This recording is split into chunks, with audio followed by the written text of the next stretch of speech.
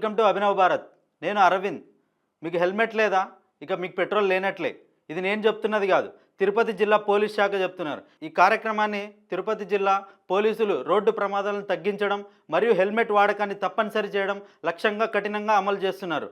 ఈ ఈ కార్యక్రమానికి జిల్లా కలెక్టర్ డాక్టర్ ఎస్ వెంకటేశ్వర్ మరియు ఎస్పీ ఎల్ సుబ్బరాయుడు గారు స్వయంగా హెల్మెట్ ధరించి భారీ ఎత్తున ర్యాలీని చేయడం జరిగింది. ఈ ర్యాలీలో జిల్లా కలెక్టర్, జిల్లా ఎస్పీ వీరు కూడా హెల్మెట్ ధరించి పాల్గొనడం జరుగుతుంది.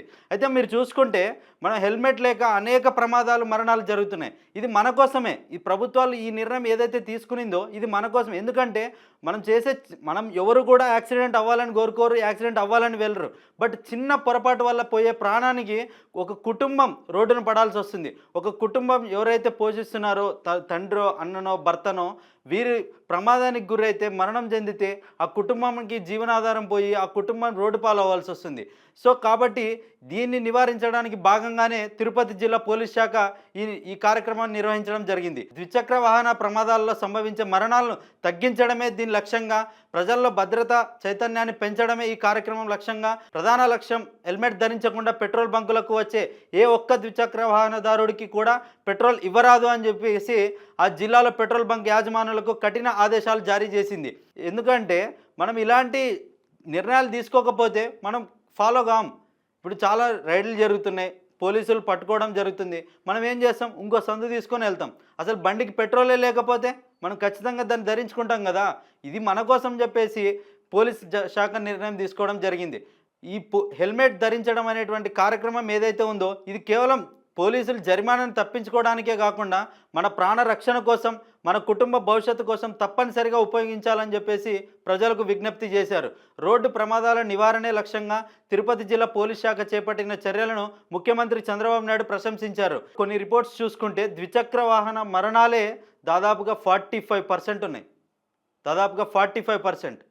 అయితే మీరు చూసుకుంటే ఈ మరణాల శాతం తగ్గించడానికే ఈ కార్యక్రమం నిర్వహించామని చెప్పేసి తిరుపతి పోలీస్ జిల్లా శాఖ తెలియజేయడం జరుగుతుంది.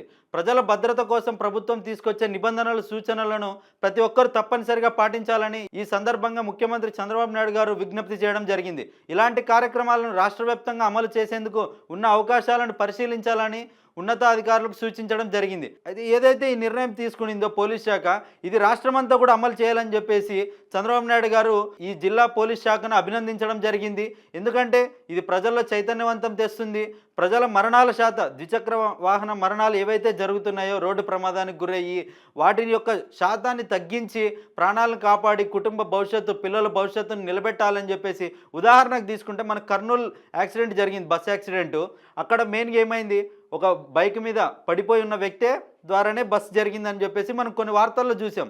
మీరు ప్రధానంగా ఎక్కడ చూసుకుంటే అతి వేగంతో వెళ్తాం. మనం ఆల్రెడీ మనకు చాలా ఇన్స్ట్రక్షన్స్ చూస్తూనే ఉంటాం.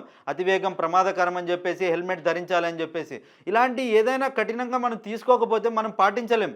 నిజంగా చెప్తున్నాను, ఎంత వేగంగా మనం చాలామంది వెళ్తూనే ఉంటారు. సిటీల్లో చూసుకుంటే ఇంకా అతి వేగానికి హద్దే లేదన్నట్టుగా ప్రయాణిస్తూనే ఉంటారు. సో దానికి నివారించాలని చెప్పేసి ఈ యొక్క కార్యక్రమం జరగడం జరిగింది. ఈ కార్యక్రమంలో అందరూ భాగస్వాములు అయ్యి దీన్ని ఖచ్చితంగా అందరూ కూడా పాటించాల్సిందిగా నేను కోరుకుంటున్నాను. Thank you.